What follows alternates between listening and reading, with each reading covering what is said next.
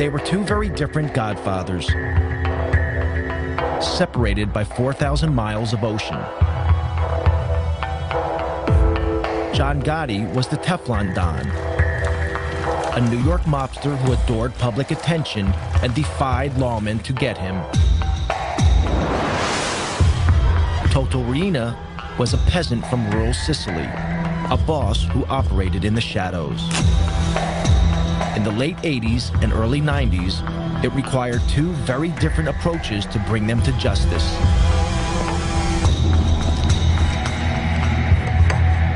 In the United States, crime fighters were tireless in their pursuit of Gotti. If you'll disregard my phone calls, I'll blow you and the house up.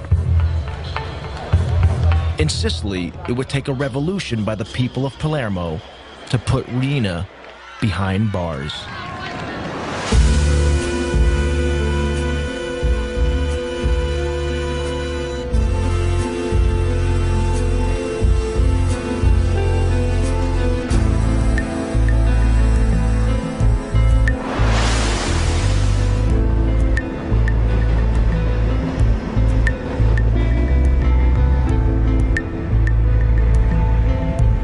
John Gotti was a violent and reckless hoodlum from his earliest days.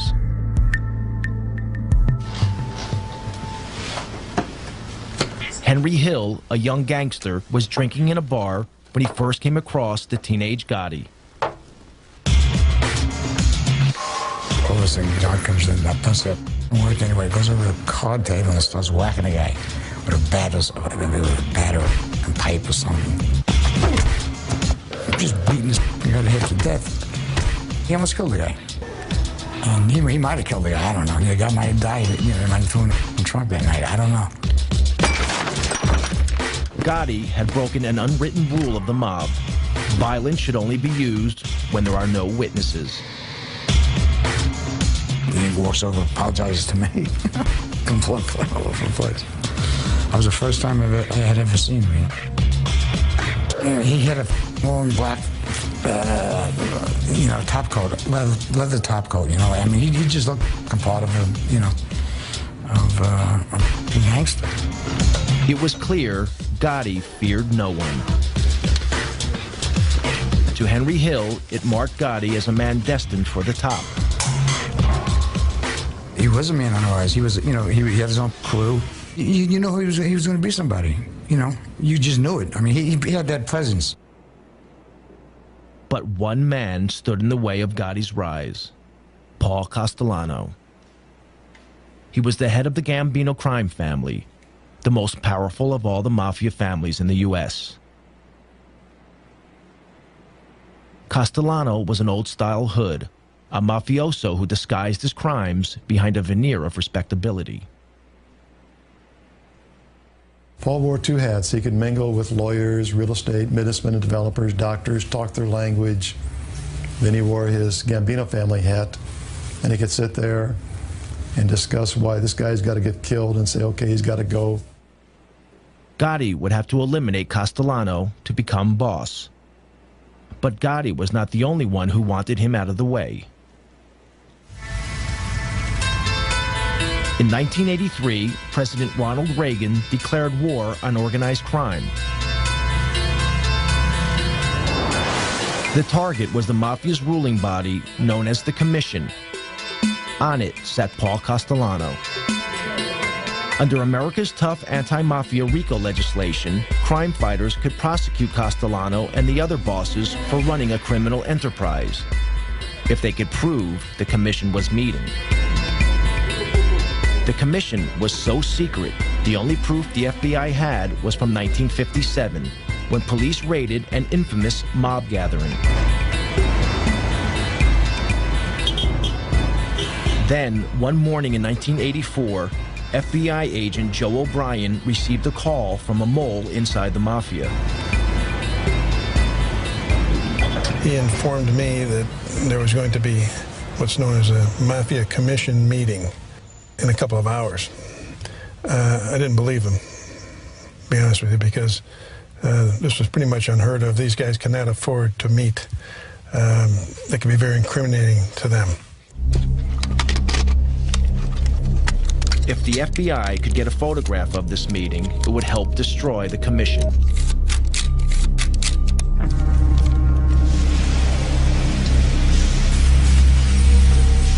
O'Brien and fellow agent Andy Currens staked out this building, a small house on Cameron Avenue, Staten Island, that belonged to a relative of a senior Mafia Don. The agents hid in the back of an unmarked van, a few hundred yards down the road. The van was right back here, right about where the white car is, right in front of the 54 there. That's about where we were parked. And we had a nice straight shot. There were no cars at that time. We had a straight shot down the street to 34 Camera.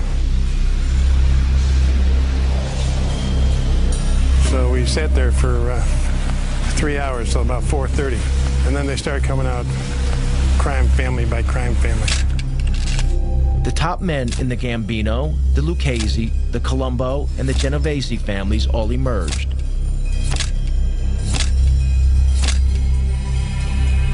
Then finally our long-awaited guest of honor, if you will, Paul Castellano, came out.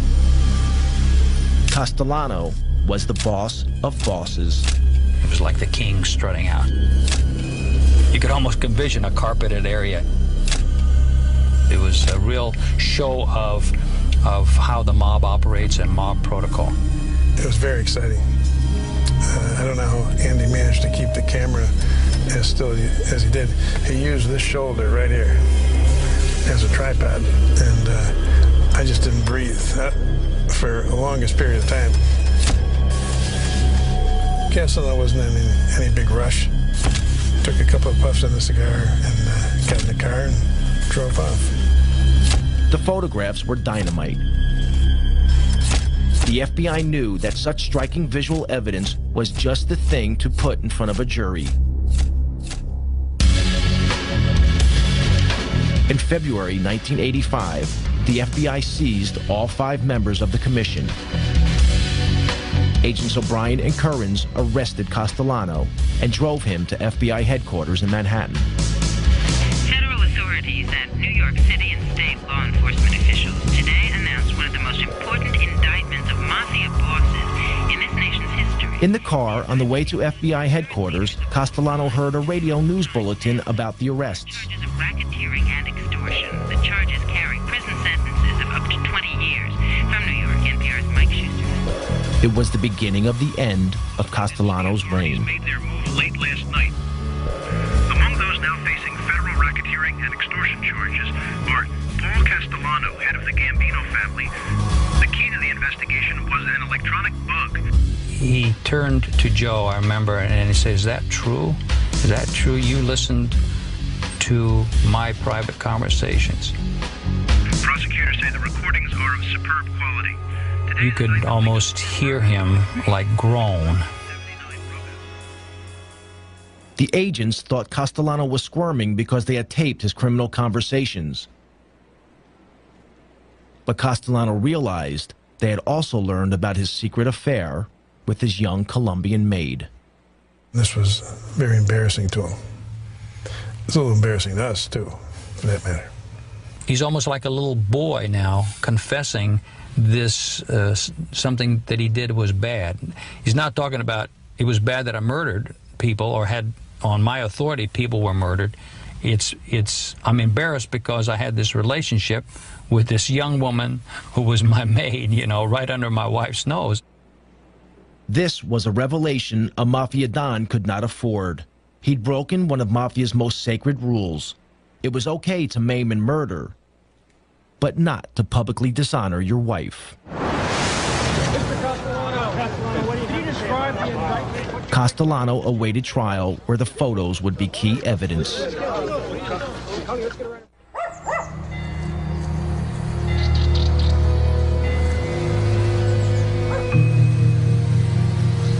If the New York mob wanted to know what a mafia war was like, they needed look no further than Sicily.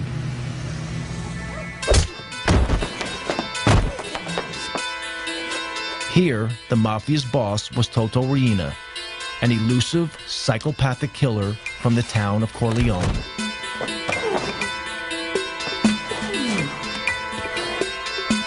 Corleone was a mafia stronghold set high in the mountains of central Sicily. It was the place that gave its name to Marlon Brando's character in the film The Godfather. Riina's cruelty earned him the name The Beast. Corleone had an unenviable reputation as a place where only the toughest mafiosi were born and bred, as one local anti-mafia fighter remembers. I once met a Corleone mafia person, and he looked me straight in the eye and said, "Listen, to be a real man, you need to have spent a few years in jail." This is the philosophy of the Corleone mafia. For them, going to jail is like a baptism. A mafia member who hasn't been to jail isn't a real mafioso.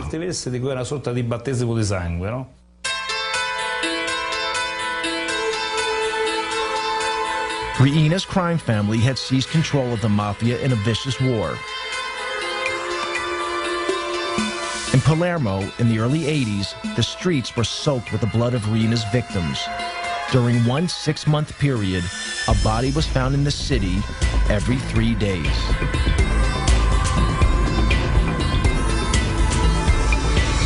Palermo's mayor was Leo Luca Orlando, elected to office promising to end such crimes. Even 20 years later, his courageous stand means he must have an armed guard 24 hours a day. Palermo was a city just living in silence and in dark. The way the citizens to avoid to be involved in these killings was to deny that the mafia does exist. Just to say, we don't see, we don't speak, we don't hear, it's not our problem, they kill each other, there's no risk for us. If we don't speak about the mafia, we will never be killed. The man leading the hunt for Riina was an investigating magistrate named Judge Giovanni Falcone. He had grown up in a rough area of Palermo, where some of his schoolboy friends later became mafiosi. Unlike them, he had chosen to fight for the law rather than against it. From his headquarters in Palermo's Palace of Justice, Falcone had been battling the mafia for over a decade.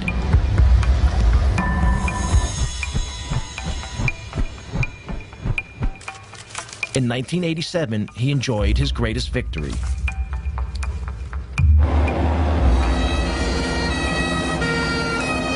In the Maxi trial, over 300 mafiosi have been sent to prison, their sentences totaling almost 3,000 years.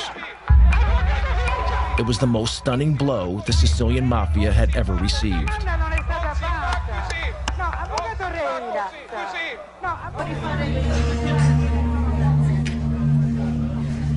But mafia boss Toto Riina had escaped the roundup. He remained free, running his criminal empire from an unknown hiding place.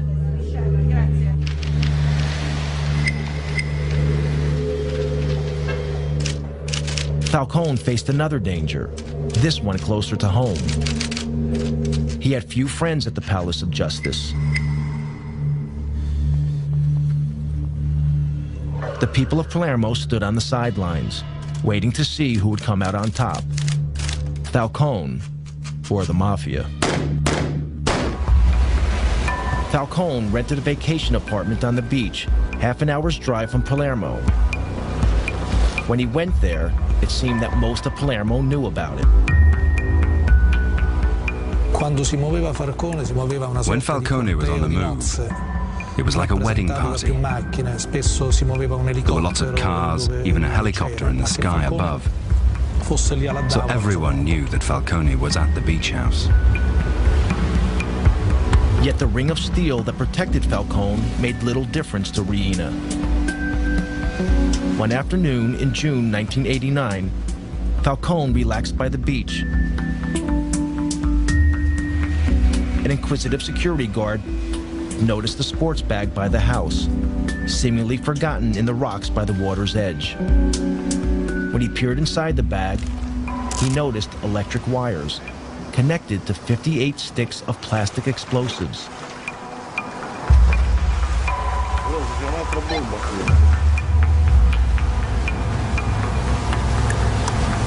The bag was wired to explode if it was picked up.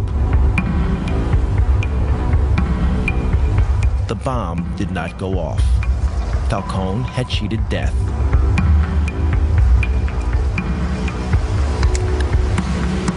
Soon after the assassination attempt, Falcone spoke to one of his closest friends in the fight against the Mafia. He made a chilling prediction. Come lui diceva poi, when we were talking afterwards, he told me, my life's mapped out. It's my destiny to be killed by the Mafia someday. Non posso che morire così. Non posso che essere ucciso. The only thing I don't know is when. Che non so. With Reen at large, Falcone was running out of time. Back in New York, the clock was also ticking for the American godfather, Paul Castellano.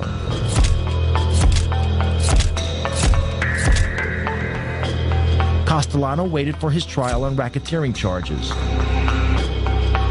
He rarely ventured from his home, this luxurious mansion in the most exclusive area of Staten Island.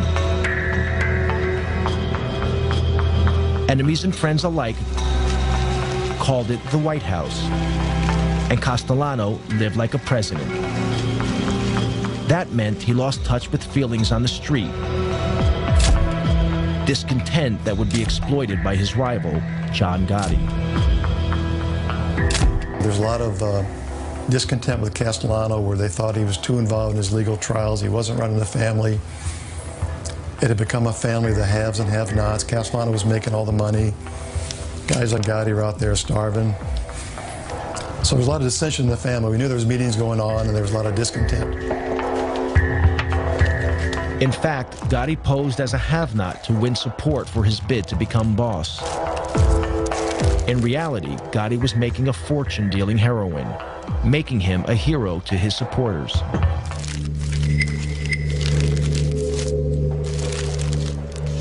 The law was onto Gotti's crew for drug dealing. That brought more heat on Castellano.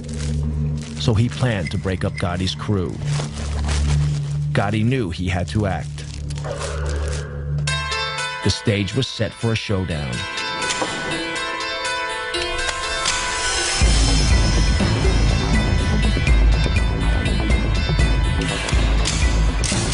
On December 16, 1985, Castellano headed into Manhattan for a meeting with Gotti.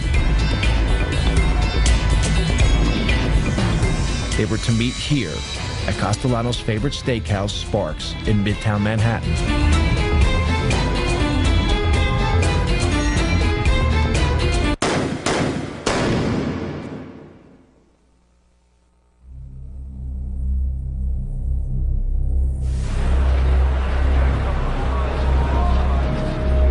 Outside the restaurant, Castellano and his driver were shot dead. Such a daring public murder shocked New Yorkers. It made the new Gambino boss a celebrity overnight.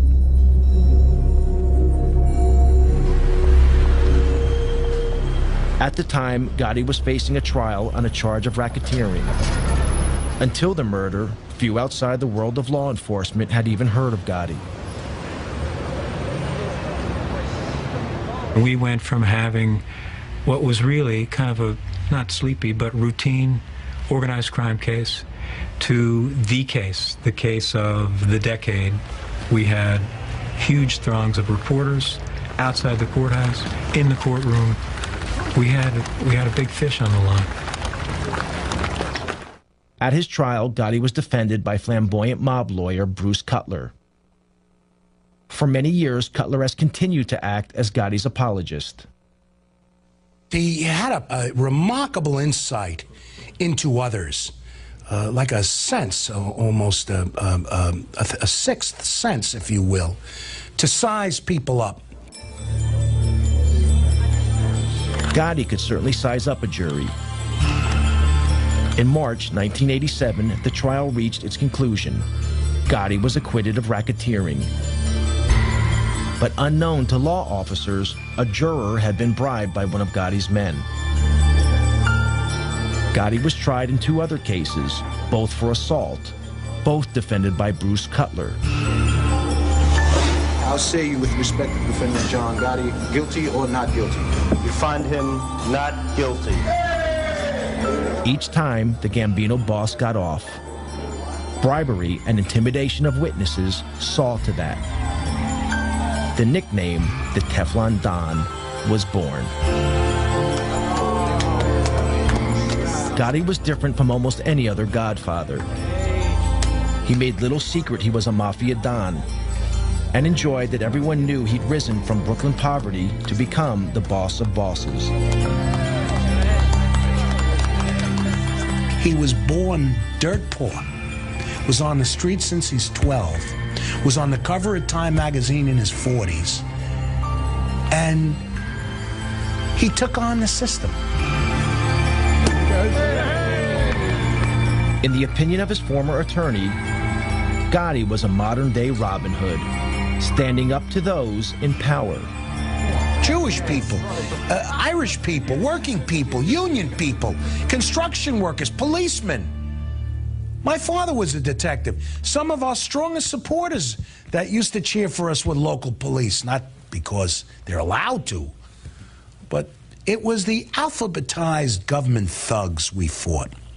The FBI, Internal Revenue, INS, CIA, those faceless, robotic government thugs that come at you and can destroy your life.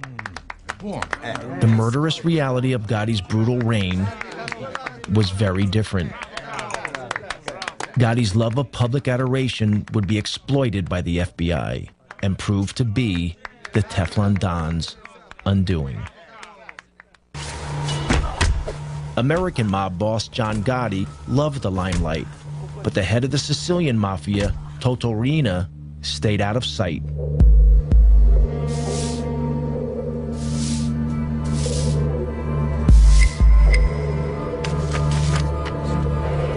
Prosecutor Giovanni Falcone was determined to hunt him down.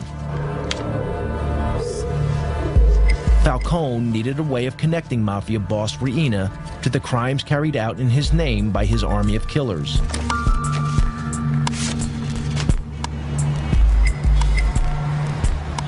The answer was in America. Richard Martin was a leading official in the U.S. Department of Justice. He and Falcone had worked together for years. Their biggest success, breaking the heroin smuggling link between Sicily and the United States, known as the Pizza Connection.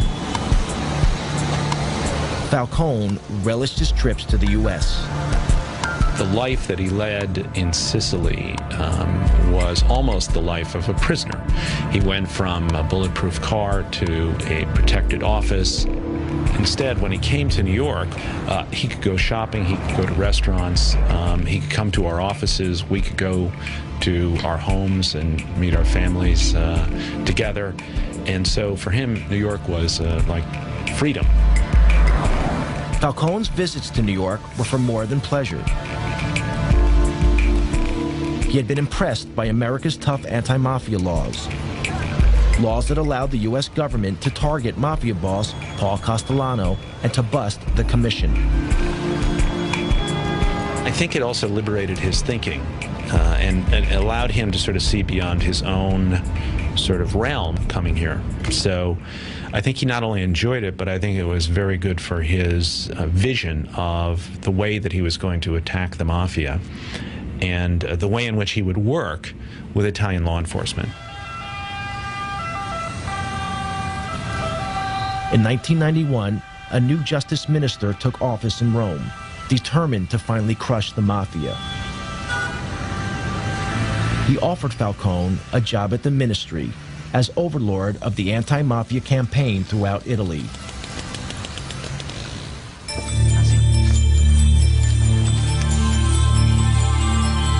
Falcone Falcone jumped at the chance of leaving Palermo and putting into practice the lessons he had learned in the United States.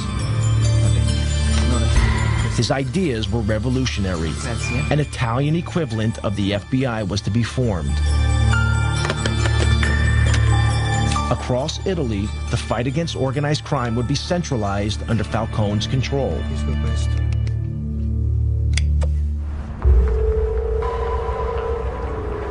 Riina, the beast from Corleone, felt threatened. A few years before, he had failed to kill Falcone at his beach house. Now, Riina would try again.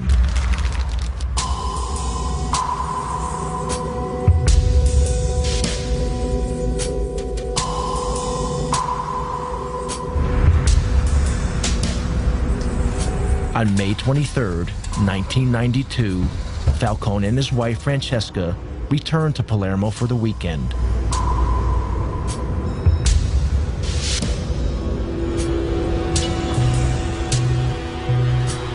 A few miles from the airport, several of Riina's men had placed a half-ton bomb in a drain pipe under the highway that ran from the airport to the city.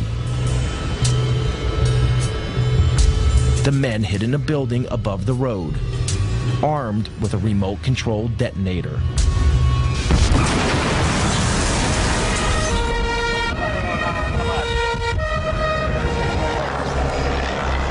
A massive explosion ripped open the highway.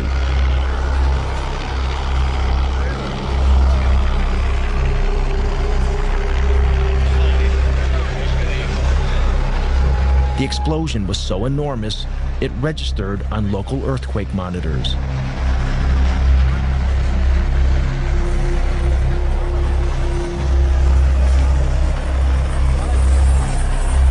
Giovanni's sister, Maria Falcone, was at home when she heard the news of the explosion. When my husband told me what had happened, I rushed out of the room.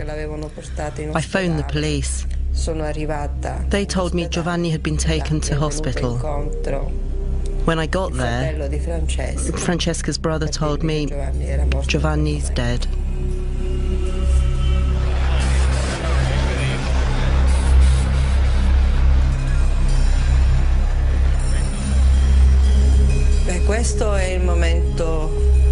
This was the saddest moment ever.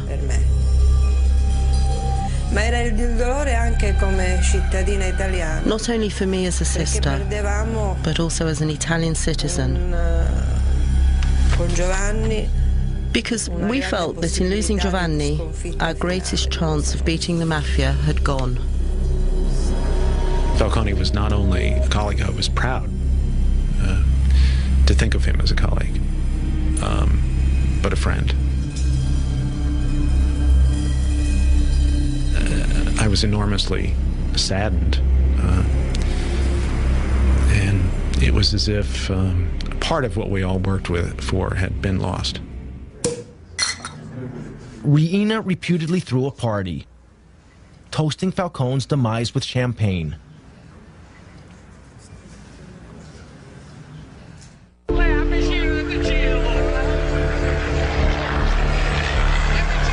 Along with Falcone, his wife Francesca and 3 bodyguards were also killed.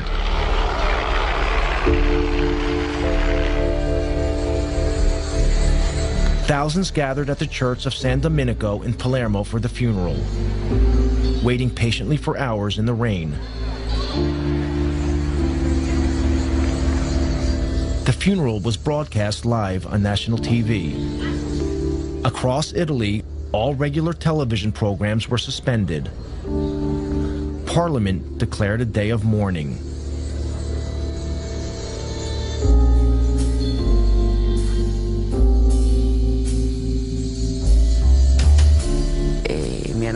When they asked me what I did when I heard the news, I said I cried.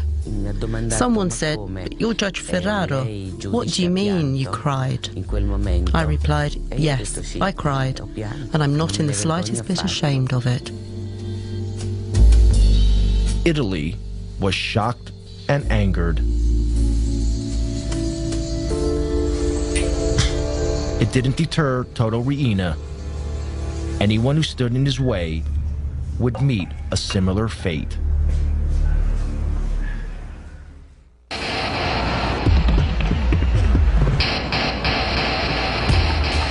In New York, the net was closing in on American Godfather John Gotti.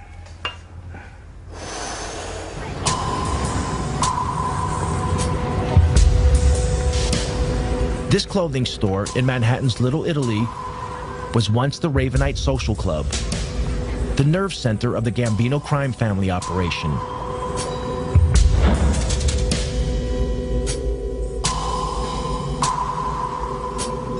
Gotti insisted that his crime family visit the Ravenite to pay public homage to him. The FBI had placed a surveillance team on a block near the Ravenite. This is some of the actual footage shot by the FBI. Gotti reveled in his public persona as Mafia Godfather. He made no attempt to hide the fact that he was meeting with his criminal gang. The rest of the family was required to come down there as a command performance to meet with John, discuss business, kiss his rear end, give him money, what have you. So during the course of the week, you might have all 20 caps in the family down there on different nights, plus 80 to 90 to 100 soldiers. All standing out there in broad daylight.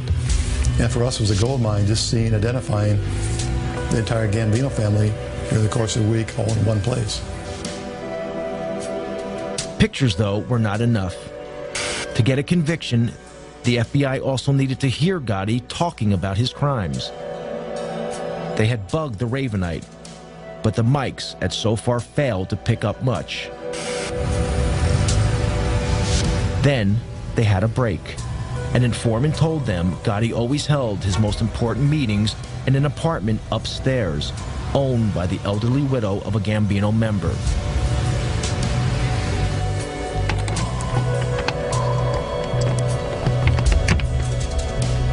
When the old lady went on vacation, FBI agents broke in and placed a bug in the apartment. But a few days later, we heard the back door of the social club open up, and we heard him walking up the stairs, and sure enough, we hear the door, apartment number 10, open. And they all sit down, and they start talking. And after a few minutes, it became obvious that they weren't concerned about microphones because they had a radio on, but they turned it down because it was too noisy. They all talked loud because we found out later John Gotti's deaf in one ear. So the tapes are all loud and clear and tremendous quality. You tell this punk, I meet John Gotti, and I will sever your mother head off,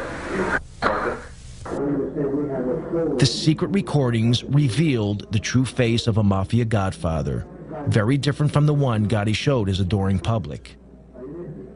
John, listen, I call your house 5 times yesterday. Now, if you'll disregard my phone calls, I'll blow you in the house up. When John's upset, he starts talking loud and clear, and he forgets about things he should not talk about, like past murders. Gotti was arrested. In January 1992, he was sent to trial, facing charges of multiple murder and racketeering. It would be his 4th trial in 6 years. Yet again, New York was riveted by John Gotti. Celebrities flocked to the trial. The gallery, it was almost a circus-like atmosphere. Mickey Rourke came in one day. Anthony Quinn came in to watch the trial. They sent in a boxer, Ronaldo Snipes, who glowered at the jury and within half an hour was kicked out. John, listen, I call your house 5 times yesterday. Now, if you'll disregard my phone calls, I'll blow you in the house up. Gotti was his normal cocky self, he's full of bravado. But when you played those tapes, you watch his face, and you knew that's the last thing you wanted to hear was his big mouth. You tell this punk, I meet John Gotti, and I will sever your mother head off, you sucker. Gotti had damned himself, but the tapes would have another unexpected impact.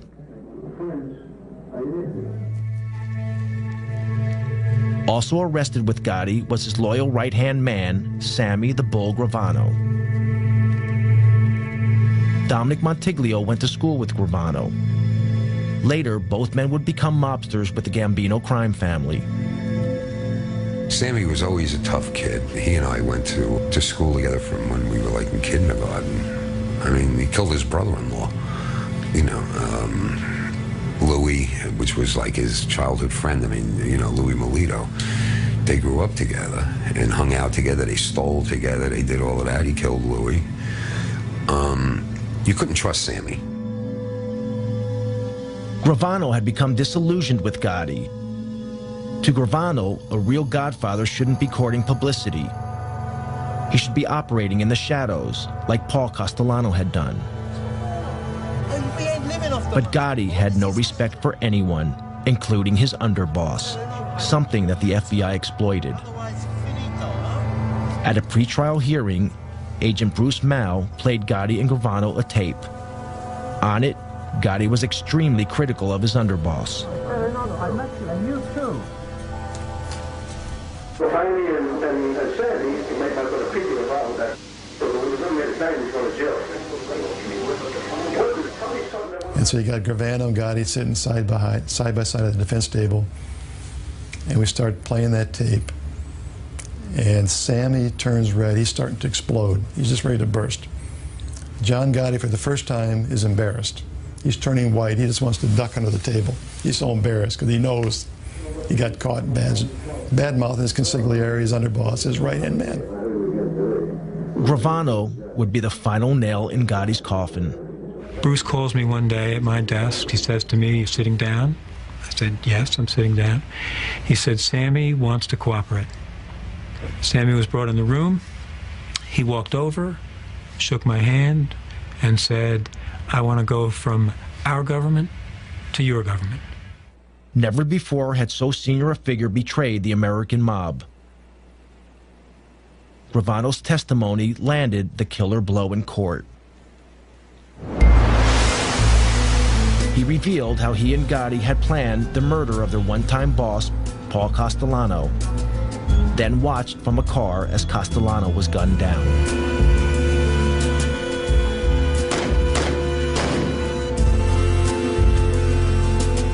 Gravano was a fantastic witness, and John Gotti acted like someone who knew he was going to be convicted, and he was really worried about it. He was ornery, snapping at me, snapping at his lawyers. It was, I enjoyed watching it. In April 1992, Gotti was found guilty on 13 charges, including murder and racketeering. The judge sent the Godfather to one of the toughest jails in the U.S., Marion Federal Penitentiary in Marion, Illinois. The sentence was steep, life without the possibility of parole. Despite the evidence of the tapes and Gravano's testimony, Gotti's attorney in his first 3 trials still protest Gotti's innocence. If you're asking me, do I agree with the label that he was boss of some Gambino group, I say no. To you, I've said no all my life. He said no. I don't say he was an altar boy or a saint. He was one tough cookie. But he said he was not part of any mob.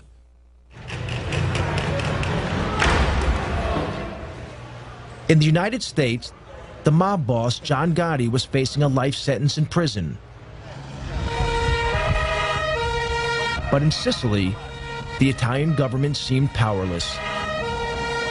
Mafia godfather Toto Riina killed at will. Anti-mafia prosecutor Giovanni Falcone had been murdered. Palermo waited anxiously for Riina's next move. Falcone's mantle had fallen to another magistrate, Paolo Borsellino. Borsellino and Falcone had grown up together and had devoted their adult lives to fighting organized crime.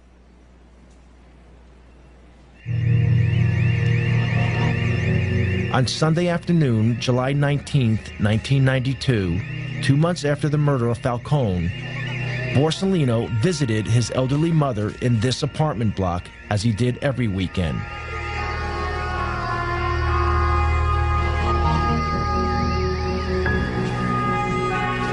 A massive car bomb exploded, killing Borsellino and 5 of his bodyguards.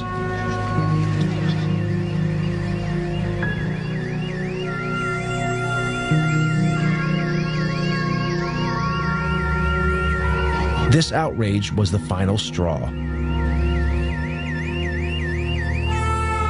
It caused a revolution against the mafia, led by the people of Palermo. After the killing of Paolo Borsellino, the reaction of people, of population in Palermo was enormous. The women, the children, the people reacted, just crying, basta, no more, enough is enough. Enough was enough. Thousands poured onto the streets of Palermo in a wave of anger unprecedented in Sicilian history. Everyone sensed the mafia's next target was Mayor Leoluco Orlando, elected to office pledging to rid Palermo of the mafia. When he appeared in public, women and children threw a protective cordon around him, daring the mafia to kill them to get to the mayor. They sent a clear message. The message was that I was not alone. The message was that the mafia can kill a man. The mafia can kill 10 men, but the mafia cannot kill thousands and thousands of women and children. It was the beginning of the end. People power had beaten down the mafia. The government flooded Sicily with thousands of troops, determined to crack down hard on the mafia.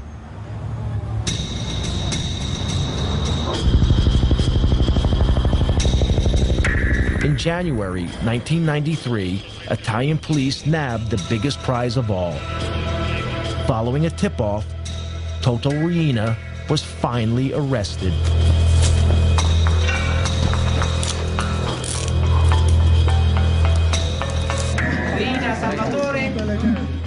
Salvatore Riina was captured in Palermo by the Carabinieri this morning. Toto Riina is ours. Astonishingly, Riina had been living in the middle of Palermo, undetected by the police for over 20 years.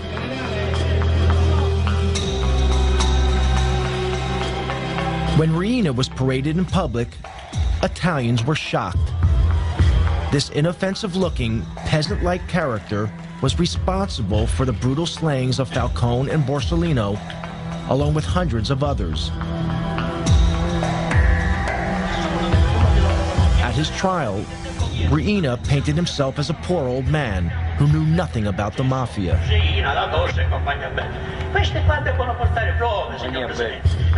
This flimsy defense was rejected.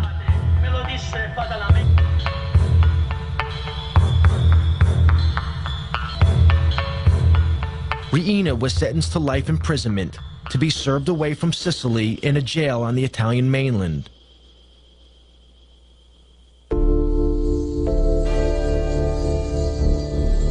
On both sides of the Atlantic, the day of the Godfather seemed over. John Gotti died of cancer in prison in 2002, 10 years into his life sentence. With Gotti's death, an era ended.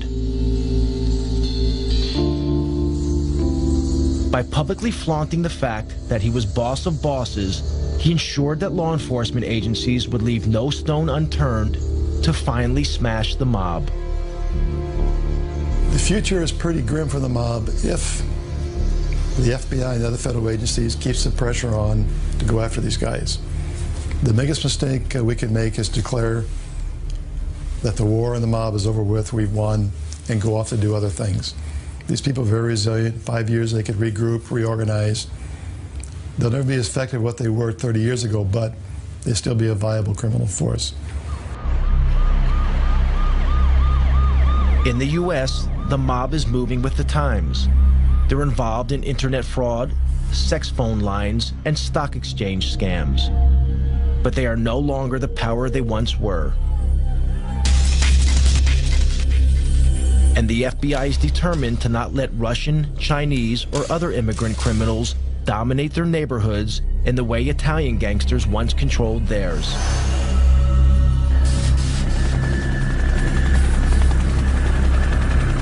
In Sicily, they are also keeping the pressure on. Yet in these hills, even with Riina in prison, the Mafia is still here. Invisible, but deadly. Today, there are new leaders. They are also from the Mafia stronghold of Corleone. They have turned their backs on the self-defeating tactics of Toto Riina.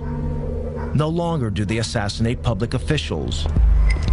Like the leaders of old, they prefer to pull the strings from the shadows. Forse vivemmo tutti quanti una vera grande illusione. I think we were all a bit deluded. Maybe we were just kidding ourselves that we could destroy the Mafia with just 4 moves on a chessboard. In the US, the mob is finally in retreat. But in Sicily, it is rising from the ashes, adapting itself to the times, changing tactics to ensure that its power remains as unshakable today as it ever was.